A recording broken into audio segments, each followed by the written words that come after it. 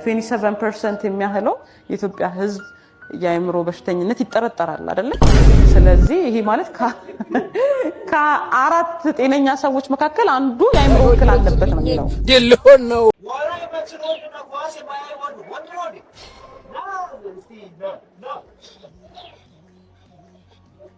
ወንድነቱ ሊያሳይ ነው እንግዲህ በዋና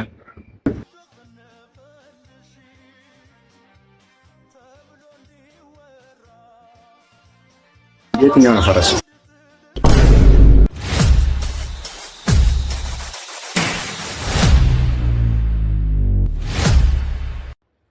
ሰላም ቤተሰቦቻችን፣ እንግዲህ ዘና ፈታ በሚያደርጉ ቪዲዮዎች ተመልሰናል።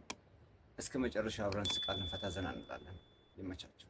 አሃ የሮፍራም ፈሲገባ በቤክሬም ከፍለኝ ጋሽዬ ጋሻለም ጋሽቱ ተው ካንተ ለማለት አልፈልግም። አሁን ገንዘብ ይስጠኝ ነው ዛሬ ተጨቃጨቁኝ በጠዋቱ። ይኸውልህ እኔ ምንም ካልሰጠኸኝ እዚህ ቤት አገባትም አልኩህ እኮ በቃ። አታዩኝም ወይ እንዲህ ተጎሳቁዬ ስቲፍ መስዬ? ምን ከሳ እንዴ ስቲፍ መስዬ ደስ ይላል። እኔ እኮ ምንም ለአንተ መራራቱን ትቻለህ። ሰምተሃል? ልቦት ቢራራልኝ ምን ነው ትንሽ ጊዜ ስጡኝ በቅርቡ ከፍላለሁ። ቆይ እንደዚህ እያልከኝ ቆይ እንዴት ልመንህ አሁን አንተ? ያው በርሶ እምላለሁ ጋሽዬ ሙቱ። ሪአክሽኑ ደስ ይላል። 27% የሚያህለው የኢትዮጵያ ህዝብ የአእምሮ በሽተኝነት ይጠረጠራል አይደል? ስለዚህ ይሄ ማለት ከአራት ጤነኛ ሰዎች መካከል አንዱ የአእምሮ እክል አለበት ነው የሚለው። ሪሰርቾች እንደሚያሳዩት አሁን ከጎናችሁ ቁጠሩ፣ አራታችን ነው እየተያያችሁ ነው። እና ከአራት አብሮ ካሉ ሰዎች አንዱ ፕሮባብሊ የአእምሮ ህመም ሊያጋጥሙ ይችላል የሚል አለ።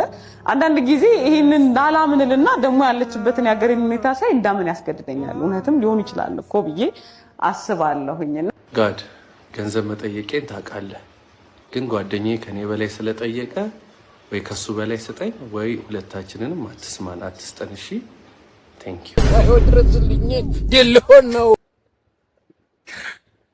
አረዳ ሸራ አንዳንድ ሰው ጸሎት ቢነገር ማን ታውቃለህ? ጓደኛው ቢያገኙ ችግር አለ። ጓደኛው እኮ ለሱ ሊተርፍለት ይችላል። ምናልባት እንዳሳብ አሁን አይደል እንዴት ዝም ይለኝ የሆኑ ሁለት ስራ ፈቶች አሉና መጀመሪያ ላይ ይተያያሉ፣ ከዛ ድጋሚም ይተያያሉ፣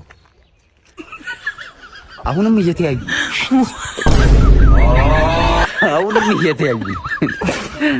አሁንም ስራ ፈትነታቸውና ምነው እየተያዩ ነው። አረላሽ አይገርምም? ምን እየተያዩ ነው? እኔ እንደውም ከጀርባ ያለውን አይታችሁ ከቪዲዮ ጀርባ ያለውን እሱን እያየሁ ነበር። ኤክስፔክት አላልኩም ይሄንን እውነቱን ለመናገር እንዲህ ነው እንጂ በግልጽ መናገር በቅርቃር ሞጣ የዛሬው እንግዳችን። እሺ ሞጣ ሃሎ ኦንላይን ያለው ፖድካስት ላይ ቀርበ ነው። ምን አባ ከገባ ትመችኛለህ ደግሞ በጣም ኑሮ ሳይመች ምን አባህን ስና ነው የምመች አያደንቃለሁ ለማለት ነው። ይልጥ የጅልጥ ልጅ አረ ፕሮግራሙን አትረብሽ ሞጣ። አራራራራ ውጣ። አረ እኛን የጋበዝነው ወደ ፕሮግራሙ እና እኔ ልውጣ። ነፍስን ሰባተኛ ሰማይ ነው መልከል ሞጣት መቼ ሰማላ አንተ ደንቆሮ ያለ ገመቤቴ። አረ በቃኝ እናንተ፣ አረ ይበቃኛል። እሺ እንወጣለን። ያመቱ ምርጥ ቃል ስላይነ ብርሃን አባዬ። አረ እኔ ሴት ነኝ። ውይ የኔ ነገር ስላይነ ብርሃን ማዬ። አረ እኔ ገና ልጅ ነኝ። የኔ እናት ይቅርበኝ። እሺ ስላይነ ብርሃን ሚጣዬ። ውይ እኔ ታልጅ አይደለሁም። ውይ እና እሺ ምንድን ነሽ? ወጣት ነኝ። እሺ ስላይነ ብርሃን ማማዬ። እግዚአብሔር ይስጥል። ምን አልሽ? እግዚአብሔር ይስጥልን። አሜን። ላንቺ ሚስትሽ ምንድን ነው የሚሰጠኝ?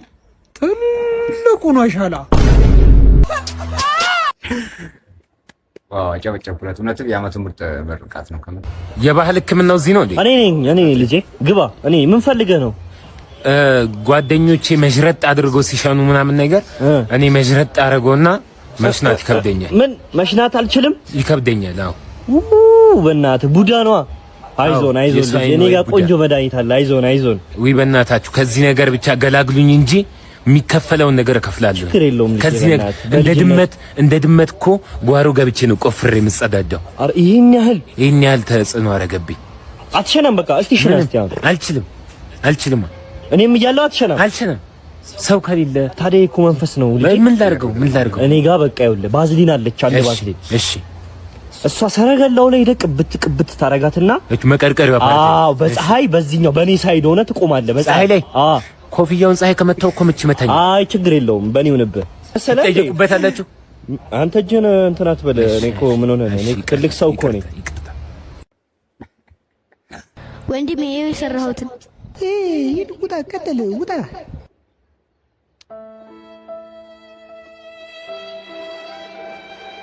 አባዬ ይኸው የሰራሁት። ውጣ፣ ቀጥል፣ ውጣ። ወንድሜ ና እስኪ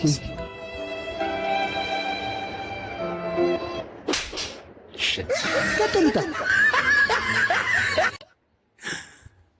ኢሞሽናል ዳሜጅ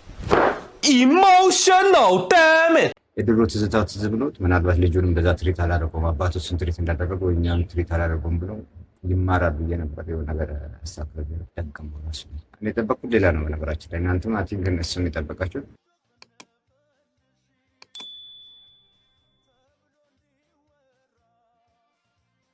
የትኛው ነው ፈረሱ? የትኛው ነው ፈረሱ?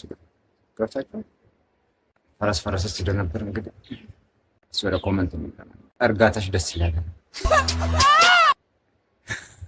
መታት እንጂ አንጀቴን አትብላው።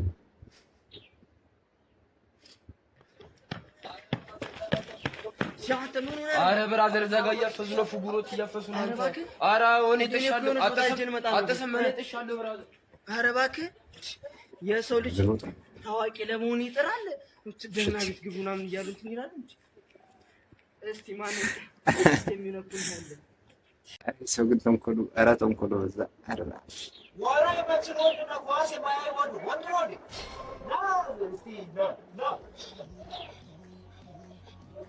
ወንድነቱን ሊያሳይ ነው እንግዲህ በዋና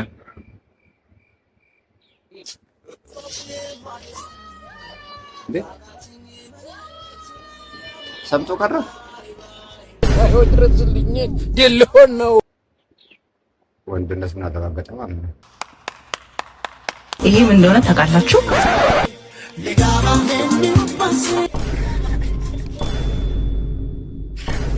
አረላሽ ያወቀ ኮመንት ላይ ሳውቀኝ። እንግዲህ ቤተሰብ እስካሁን ከተመቻቸው ቪዲዮ ላይክ፣ ሼር፣ ሰብስክራይብ ማድረጋችሁን እንዳትረሱ። ሴትና አህያ ዝናብ አይፈሩም ይባላል። ምን ማለት ሴትና አህያ ዝናብ አይፈሩም? አህያ ማለት ነው። አህያ እንስሳዋ ናት። በእንግሊዝኛ ምንድን ነው አህያ? ሞንኪ። ኦኬ ትበይ ማለት ውሸት ነው።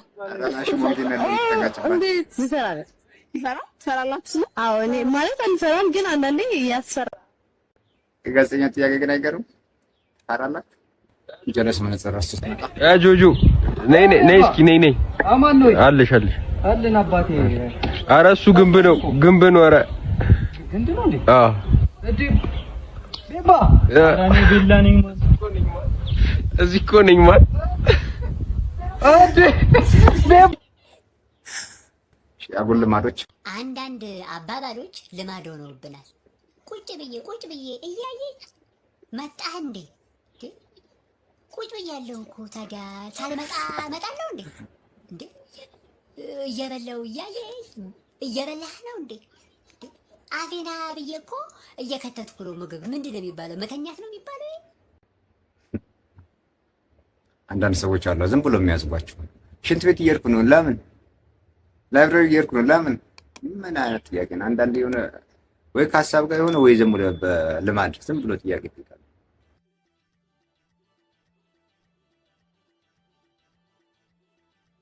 ኧረ ላሽ አስበዋለኝ።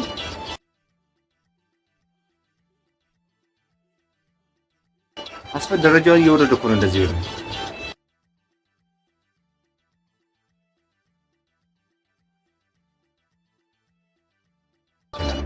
ጎበዝ ነው። እንደዚህ መውረዱ ራሱ ጥንካሬ ይፈልጋል። ነገራችን ላይ ቀላል ሊመስልን ይችላል፣ ግን ስናየው በጣም ከባድ ነው። አይ ቲንክ ግን አልሞከርኩት። ሄሎ አንተ ታባን ያለኸው እራኡ ሽንት ቤት ነኝ። ሽንቴን እየሸናው ከማጋ Are you serious right now, bro? ከማጋ ልሆን እችላለሁ ብቻዬን ነው። እሺ ለምንድን ነው ከተለያየን በኋላ ደውለህ በሰላም ገባሽ ወይ ብለህ ያልጠየቅከኝ? በራችሁ ድረስ ሸኝቼሽ እኮ ነው የመጣሁት። ከግቢው በር እስከ ሳሎን እስክደርስ ድረስ ምን እንደሚገጥመኝ ምን ታውቃለህ? እኔን ከሸኛኝ በኋላ ሌላኛው ዋጋ ለመሄድ አሰብስፈ መደወያ ጊዜ አጥተህ ካልሆነ አንቺ ጤነኛ ነሽ ግን? አንተ እያለ ምን ጤና ይኖረኛል? ደግሞ እኮ ሽምጥጥ የምታደርገው ነገር እኮ ነው የሚያበሳጨኝ። ዌቲንግ የገባ ነው በኋላ ልደውልሽ። ሌላ ሪስክ ማለሽ ባለ ዌቲንግ ኩርኩስ ጋይስ ከእንደዚህ አይነቱ አይሰውራችሁ። ከባድ ነው ነገራችን ላይ። እኔ ድሮ ፊልሜ ምን እንደነበረ ታውቃለህ? በቃ ኳስ ተጫዋች ነው። እኔ ደግሞ ከልጅነት ጀምሮ የቡንዳ ቤት መክፈት ነበር ህልሜ። አሁን ራሱ 300 ሺህ ብር ባለው በቃ ቡንዳ ቤት ነው የምከፍተው። ወይ ቸር ለአንዳንዱ ህልሜ ሆነው ለአንዳንዱ መጠጥ ይሆናል ማለት እዛ ጋር ውስጥ የሚጠጡት ሀብታሞች ሳይሆን አሁን እያዩዋቸው ነው። ምን ልትለኝ? የአንዱ ቦትል ውስኪ ዋጋ 300 ሺህ ብር ነው። ወይኔ ህልሜን ጠጡት። ይኸውልህ የኢትዮጵያ ወጣት ዶክተር መሆን እየፈለገ ዌይተር፣ አክተር መሆን እየፈለገ ባጃጅ ሹፌር የሚሆነው ህልሙ ተጠጥቶበት ነው። ልመደው። እሺ ትልቅ መልእክት አለ። በነገራችን ላይ ህልም የሚኖር ሰው የታደለ ሰው ነው።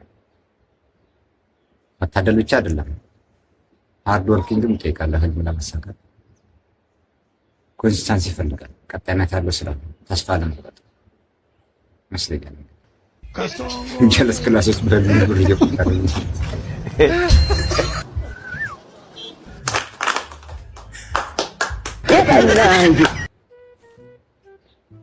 ቸርስ አባዬ አያው የዘንድሮ ዕቃ አይረቡም እኮ ዝም ብለው ፍሩሽካ ነገር ናቸው። ድሮ ጣሊያን የሚሰራው ዕቃ የድሮ ዕቃ መሰለህ እንዴ? አራላሽ ተዋርዶ ነበር። እሳት ነው ጀለስ ራሱ እንደዚህ ማስቀየሱ። የውጭውን ልማድ ቤት አመጣ። እንግዲህ ቤተሰቦቻችን ለዛሬ ያልነው ቪዲዮ ጨርሰናል። ላይክ፣ ሰብስክራይብ፣ ሼር በማድረግ ቤተሰቡን በቀጣይ ቪዲዮ እስከምንገናኝ ድረስ ሰላም ሁሉ። እስከዛ ድረስ የኛው ቀጣይ ቪዲዮ ይውልን። እናመሰግናለን።